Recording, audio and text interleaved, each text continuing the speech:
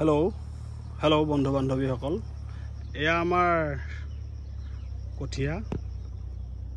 ইয়াতে কেইবাটাও ধানৰ প্ৰজাতি আছে, বিশেষকৈ ৰঞ্জিত, জহা, বৰা, চকুৱা ধান।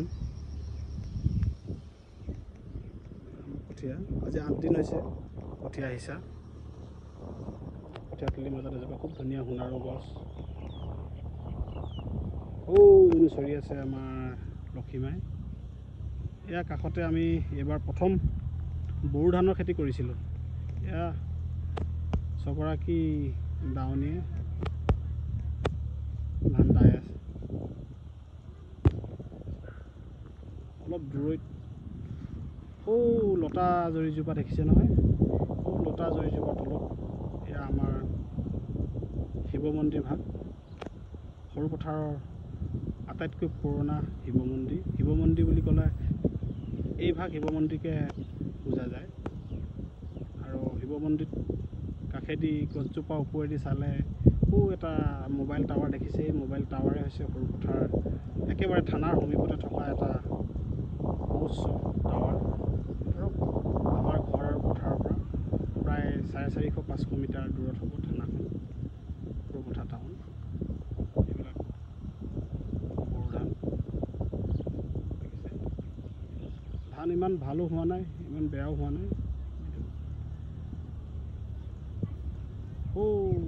এজোপা খুব ধুনীয়া সোণাৰু গছ ফুলি আছে ঘৰৰ আগফালে, তিনিআলিটোৰ ওচৰত। এতিয়া দেখিবলৈ পাইছোঁ ধুনীয়া সেউজীয়া পৰিৱেশ। এখন পথাৰ। এই পথাৰখন সংযুক্ত হৈ আছে পদুমণি, নগাজৰি, পাঞ্জান, সাঙুৰি। এখন ডাঙৰ পথাৰ হয়। আৰু এইজোপা কৃষ্ণচূড়া দেখিছে, ধুনীয়া। আজি কেইদিনমানৰ আগতে খুব ধুনীয়াকৈ ফুলি আছিলে কৃষ্ণচূড়াজোপা। এতিয়া ফুল অলপ কমিছে, দ্বিতীয় ছেকেণ্ড কোটা বুলি কয় আৰু ফুলি আছে। ভাল, খুব ধুনীয়া ছাঁ পৰে ইয়াতে। এই কৃষ্ণচূড়াজোপাৰ তলতে বহি আমি কঠীয়া ৰখোঁ, লগতে পথাৰত কাম কৰা লোকসকলক ইয়াতে আমি চাহ জলপান আদি যোগাৰ ধৰোঁ। এয়া আমাৰ ডাঙৰ বহি আছে, তাই কঠীয়া ৰখি আছে। হাই ডাঙৰ, কি খবৰ? ভাল। তুমি কি চাহ দিলাহি দাৱনীক? আচ্ছা, অলপ ধান দাব লাগিছিলে। হা কেলে? হা অলপ দাবা পিছবিলাকে হা, চাহ পৰিলে। অ'কে। ডাঙৰ ছোৱালী কংকনা, তাইৰ নাম কংকনা গগৈ। তাই এতিয়া MA ফাইনেল পৰীক্ষা দি আহিছে USTM ইউনিভাৰ্চিটিৰ পৰা, university of science and technology Meghalaya. এখন ভাল উচ্চ শিক্ষিত শিক্ষা প্ৰতিষ্ঠান।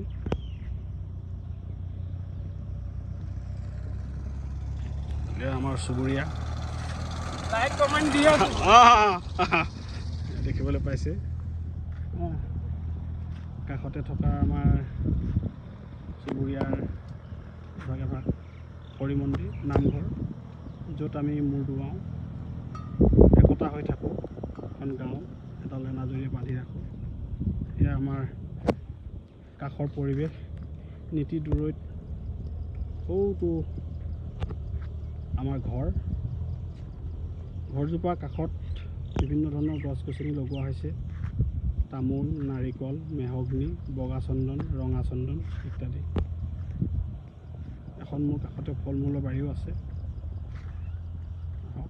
আৰু এখন আমাৰ বাৰী দেখাওঁ।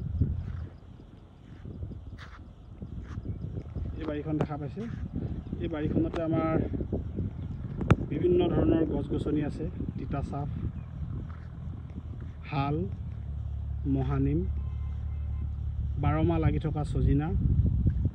বৰ্তমান তাতে তামোলো লগোৱা হৈছে, প্ৰায় 100 ওপৰত পুলি, বগা চন্দন ইত্যাদি মূল্যৱান গছ গছনি মই লগাইছোঁ। কাৰণ এই গছ গছনিবিলাক নহ'লে কিছুদিনৰ পিছত কিতাপৰ পাতহে পঢ়িবলৈ পোৱা যাব। সেয়েহে মই সুবিধা হোৱাকৈ দেখিবলৈ পাব বা গছে আমাক এটা সুন্দৰ পৰিৱেশ দিয়ে। মহানিমে ধুনীয়া অক্সিজেন দিয়ে, ধুনীয়া বতাহ দিয়ে ঠিক তেনেকৈ লগোৱা হৈছে। প্ৰায়বিলাক উন্নত জাতৰ প্ৰজাতিৰ গছ এই বাৰীখনত ৰোপণ কৰা হৈছে। আমাৰ জন্ম ঘৰ নগাজুৰি 10 চুকত, তাতো গাঁও এখনত মই বিভিন্ন প্ৰজাতিৰ গছ লগাইছোঁ। এয়া চব আমাৰ বড়ো ধানৰ খেতি।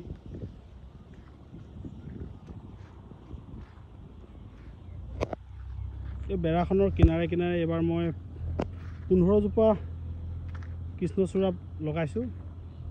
ডাঙৰ হৈছে, শতকৰা 2-এজোপা ক'ৰবাত বোধহয় মৰিছে।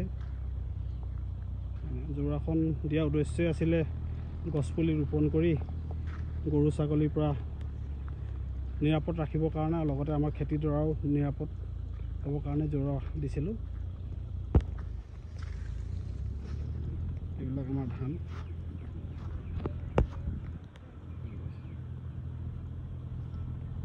দাৱনী বাইহেঁতে ধান দাই আছে, বড়ো ধান। এই বড়ো ধান কাটি হোৱাৰ পিছতে পুনৰ মাটিখিনি চাহ কৰি ইয়াতে এইবাৰ ভাবিছোঁ মই এই মাটি টুকুৰাত, গোটেই টুকুৰাতে যিটো মুকুতা জহা বুলি কয়, সেই জহা ধানৰ খেতি কৰাৰ পৰিকল্পনা কৰিছোঁ। সঁচাকৈ আবতৰত ধান খেতি কৰাৰ কাৰণে নিজৰ মনটো ইমান ভাল লাগে যে চব জোৰাখনত কিমান চৰাই পৰি আছে দেখিছে নহয়, বহুত চৰাই পৰি আছে, বহুত চৰাই, বহুত দূৰৰ পৰা আহি বিভিন্ন ধৰণৰ চৰাই আহি মোৰ এই ধান খেতি ডৰাতে তেখেতলোকৰ ভোকাটো দূৰ কৰিব পাৰিছে। গতিকে তাক লৈ মই বহুত সুখী। সেইকাৰণে এদিনো সিহঁতক মই চৰাই খেদা নাই আৰু ইয়াৰ পৰা, আৰু নেখেদোঁ, পৰিকল্পনা কৰিছোঁ। এয়া আমাৰ চুবুৰীয়াৰ পৰিৱেশ দেখিবলৈ পাইছে। এজোপা এজোপা অন্য কৃষ্ণচূড়া ফুল সামৰিছে। খুব ধুনীয়া ধুনীয়া আমাৰ গছবিলাকৰ চেহেৰাবিলাক, যি মাটিটো খুব সাৰুৱা। সৌ নীতি দূৰত ৰিণিকি ৰিণিকি দেখিছে যে সেউজীয়া গছ গছনিবিলাক, তাৰ পৰাই আৰম্ভ হৈছে আমাৰ জন্ম গাঁও নগাজুৰি 10 চুক। আঁতৰত দেখা গছ গছনি।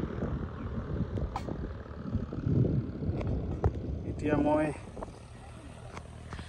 মোৰ ল'ৰা ছোৱালীকেইটা পঢ়িবলৈ ৰাস্তা পদূলি অসুবিধা হোৱাৰ কাৰণে মই এইখিনি ওলাই আহিলোঁ।